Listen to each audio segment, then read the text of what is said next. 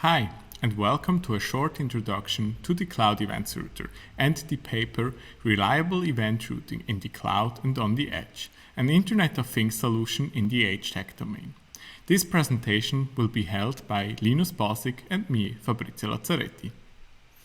In the next 12 minutes, we would like to walk you through the most important parts of our paper. We start with the business context, which is key for understanding the topic.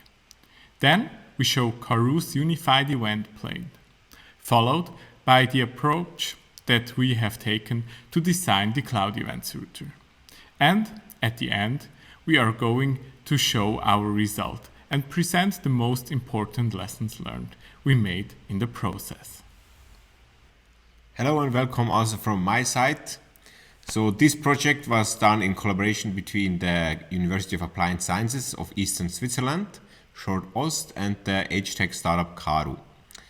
To understand the design decisions a little bit better, I will shortly explain the business context in which they were taken.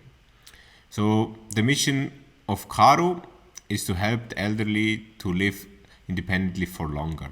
To achieve this, CARU is working on a CARU Care, a small IoT device that is placed in the home of the elderly person.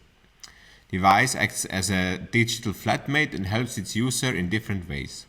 For example, it increases safety by allowing the user to call for help in case of an emergency or fall. Other than traditional emergency systems, CARU Care's primary interface is voice. So in case of the emergency call, the person can say Hilfe, Hilfe or help, help to trigger a call. Another feature is the family chat that allows the device to exchange voice messages with an app on the relative's smartphone. In addition to these active features, the device is also equipped with many sensors that monitor room parameters like air quality, light, noise, or activity levels. These room parameters give additional inputs for caretakers or relatives. For our paper, the emergency call feature is the most relevant. I will explain it in more details in just a minute, but before we need to have a look at the high-level software architecture of CARU. Like the title of the presentation implies, the main topic is routing events in different environments. In our case, it's routing events in the Cloud Events format. Cloud Events is a specification of the Cloud Native Computing Foundation, specifically the serverless working group. The goal of the specification is to make it easy as possible for cloud native applications to exchange events.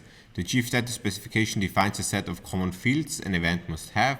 It also defines different serialization formats and protocol bindings. When our project started, CARU was already using cloud events extensively for its services running in the cloud. The main goal of the project was to bring the cloud events onto the device. With it, a standardized routing mechanism should be introduced both on the device and in the cloud. This standardized routing mechanism should provide a seamless developer experience that allows engineers to switch between the systems without encountering mental friction. Previously, the main difference in routing mechanisms and products consumed brain capacity that could be used on feature development when developers switch between the systems. This was especially great because CARU's small software team uses a full-stack approach that includes the IoT development. To accomplish this standardized routing of cloud events, we developed the Cloud Events Router, a lightweight and modular event router that specializes in routing of cloud events. On the display diagram, two instances of the Cloud Router are visible, on the device and one on the cloud. On the device, the router enables multiple services that run on it to exchange messages over an embedded MQTT broker. In the cloud, the router connects services that are hosted by AWS Lambda over simple queue service queues. The two routers communicate with each other over a managed MQTT broker of the AWS IoT Core offering.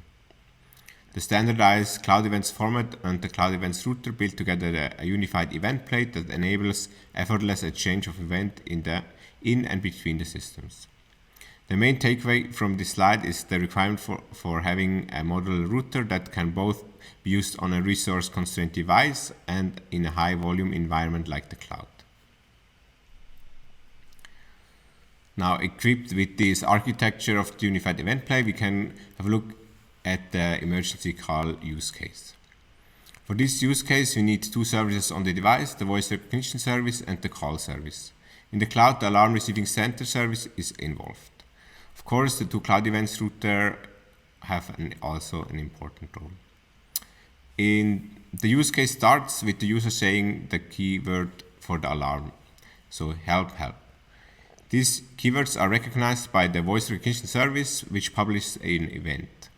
The cloud event router receives the event and applies predefined routing rules. In this case, the routing rules demand that the router forwards the keyword recognized event to the call service and also the cloud event router in the cloud. The cloud event router in the cloud applies its own routing rules and forwards the event to the alarm receiving center service, which prepares the call taker for the incoming call by providing additional information like the trigger of the event, the alarm. At the same time, the call service on the device initiates a voice call to the emergency call center. The main takeaway from this slide is the requirement for reliable routing and the importance of events arriving safely. Now, equipped with this context, we have a look at some specific design decisions to support them. One of the most important architectural decisions of the router was to use the MicroKernel pattern. A description of the pattern can be found in the book Pattern-Oriented Software Architecture.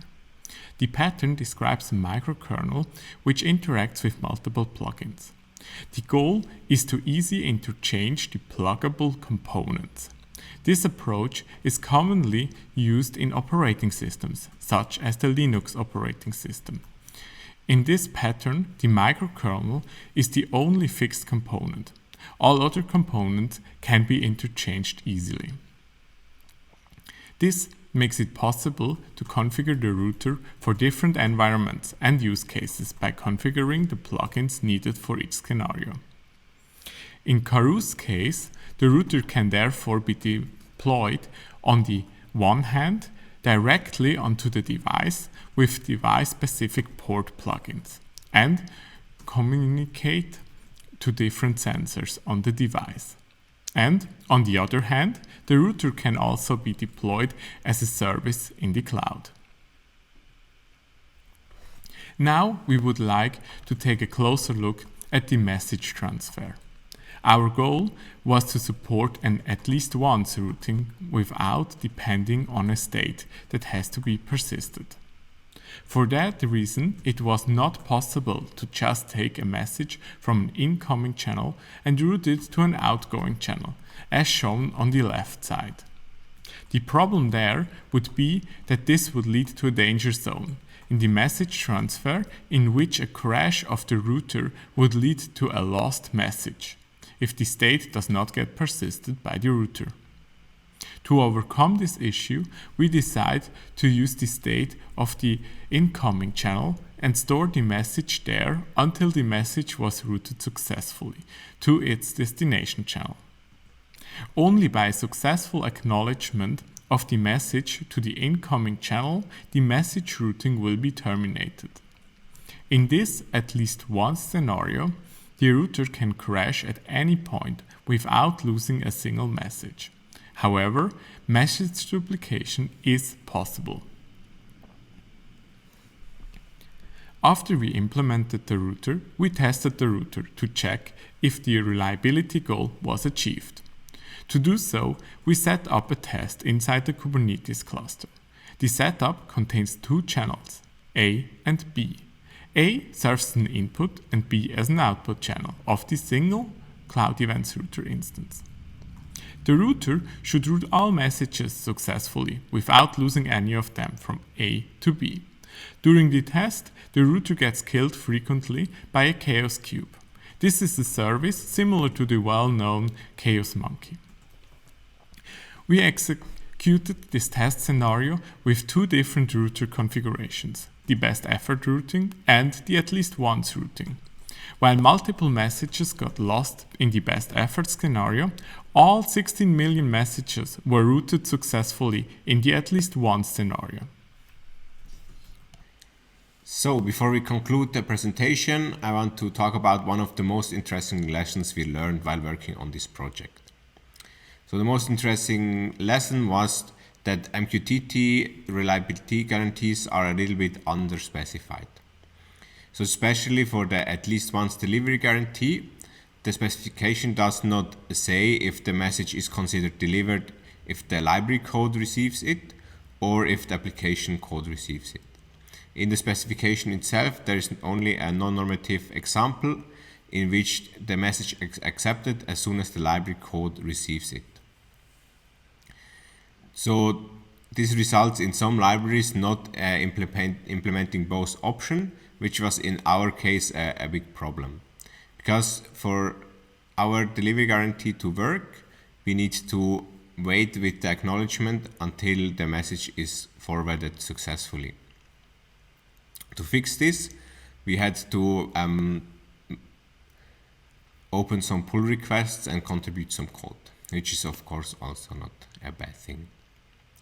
You can find more about this issue in our paper, and thank you a lot for your attention. And if you have any questions, please post them in the comments or send us an email. You can find the source code on GitHub, and also the paper is available online. Thank you and goodbye.